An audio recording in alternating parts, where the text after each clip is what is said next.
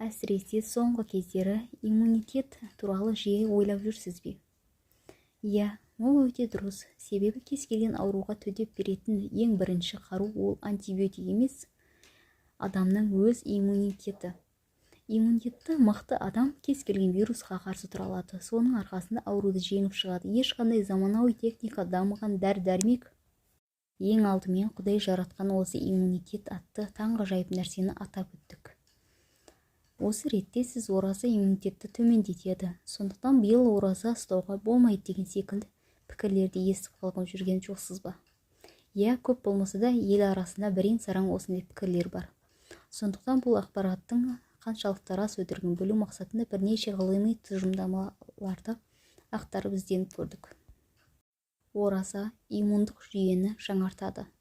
Бұл деректі Оңтүстік Калифорния университетінің ғалымдары келтірді. Олардың зерттеуінше ораза жас адам түгілі қарт адамдардың иммундық жүйесін қалпына келтіреді екен. Ол ағза жасушаларына жаңа ақ қан клеткаларын шығара бастайды. Ал ақ қан клеткаларының негізгі қызметі инфекциямен күресу екені белгілі. Ораза кезінде ағзадағы лейкоциттер, яғни ақ қан түйіршіктері жаңарады.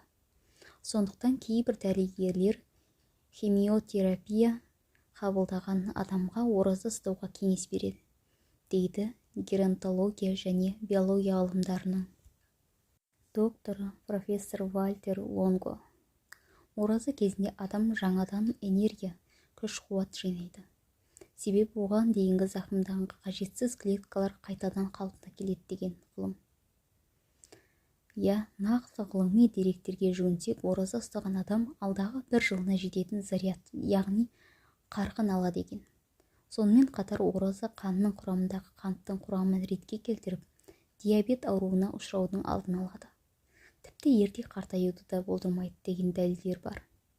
Ораза кезінде адам тамақ пен сусынның белгілі бір уақытқа дейін бас тартады. Соның нәтижесінде сырттан тамақ келмегендіктен ішкі ресурстар жұмылдырылып, іштегі артық майдан қоры азаяды. Ораза ағзаны артық токсиннен тазалайды, микроб пен ауруларды жояды. Осы ретте неге бір ораза ұстаған адамдар алғашқы күндері әлсіздікті сезініп, басқа айналып көзі қарауытып жатады деген сұрақ туады. Біз көбіне мұны қарапайым логикаға салып, тамақ бармаған соң иммунитет әлсіреп келгендіктен шығар деп ойлаймыз. Алайда олай емес. Кембридж ауруханасында анестезия арқылы қарқынды терапия бойынша кеңесші болып қызмет атқаратын доктор Разин Маруф ораза кезінде ағзадағы артық токсин, артық май жойылады. Жиекке жиналған вирустар, әртүрлі микробтар өз-өзін жеу арқылы жойыла бастайды. Ағза толығымен өзін-өзін тазалау процесі көшеді. Майлар ыдырайды. Әсіресе тоқ ішек, бауыр, бүйрек, өкпе, лимфа бездері мен тері токсиндерден тазарады. Міне осының салдарынан адамға алғашқы күндері әлсіздік болады дейді. Медициналық зерттеулер кейбір патологиялық аурулардан өз бетімен пайда болған ісіктен ораза арқылы арылуға болатынын көрсетті.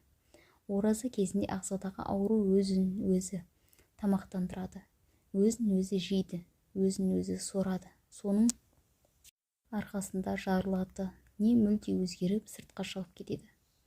Міне сондықтан да кей ғалымдар өздерінің жиі ораза ұстап тұратынын және жақындарынан да түсіндіріп келе жатқанын айтады. Әрине, оразаның бұдан өзге де көптеген пайдалы жақтары бар. Ораза кейбір қабынған ауруларды кетіреді және аллергияны азайтады. Артрит, псориоз секілді ауруларды жояды. Оразаның ішек жарасы ауруын да кетіретіні дәлелденген. Ораза адамның терісін тазартады. Егер адамның қан қысымы жоғары болса, оразадан кейін ол қалыпты жағдайға оралады. Ораза ұстайтын дене қан қысымы төмендейді. Бір жыл бойы тоқтаусыз жұмыс істейтін ас қорыту мүшелерінің жұмысы азайып, сәл болса да демалады. Соның арқасында асқазан ішек жолдары қайта қалпына келеді. Міне бұл оразаның адам денсаулығына келер пайдалы тұстары. Біз мұнымен не айтқымыз келді? Яғни ораза иммунитетті әлсіретеді деу ешқандай дәлелдері жоқ. Бір қарағанда бұл шынымен де солай секілді көрінуі мүмкін. Алайда ғалымның аты ғылым. Біз қателесу мүмкіндігі өте жоғары, логикалық емес, нақты ғылыми зерттеуге дәлелге жүгінсек, ұтылмайтынымыз анық. Алайда мына нәрсені біліңіз, құрметті оқырман. Ғылым дәлелдеп тұрған шынымен оразаның денсаулыққа тигізер пайдасы жан теңіз екені анық.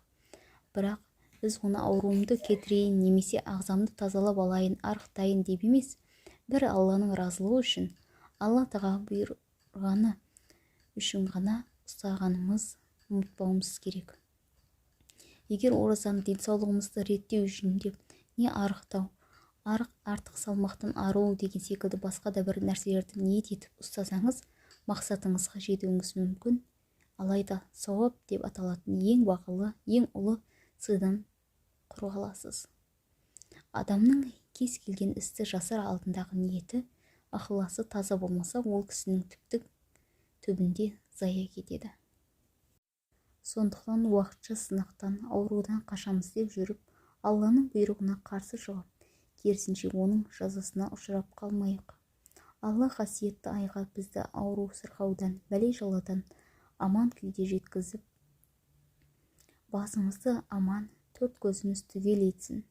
Қасиетті айда күнәдан арылып, сауапқа кенелуімізді, Алланың ықыласты құлдарының қатарына болуымызды нәсіп етсін. Әумин.